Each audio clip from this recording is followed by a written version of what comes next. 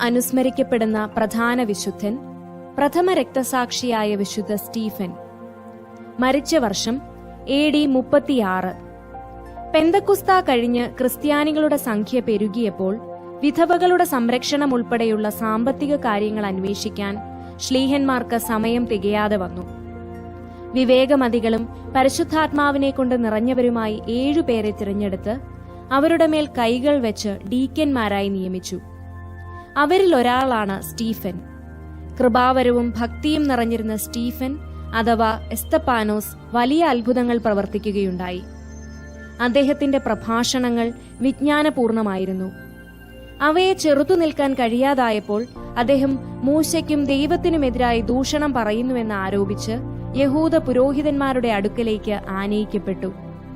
പ്രധാന പുരോഹിതന്റെ ചോദ്യത്തിന് സ്റ്റീഫൻ നൽകിയ പ്രഗത്ഭമായ മറുപടി നടപടി പുസ്തകം 7-ാം അധ്യായത്തിൽ കാണാം.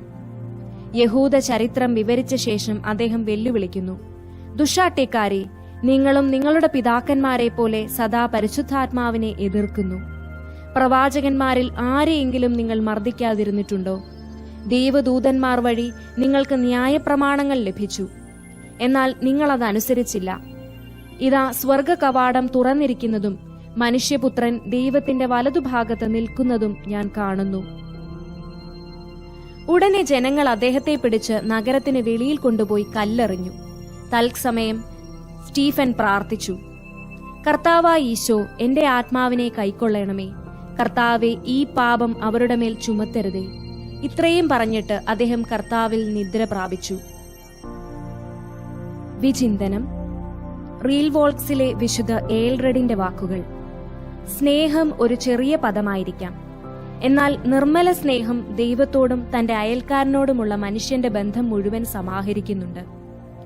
കർത്താവ് വിവരിച്ചിട്ടുള്ളതുപോലെ നിയമവും പ്രവാചകന്മാരും സ്നേഹത്തിൽ അധിഷ്ഠിതമാണ്.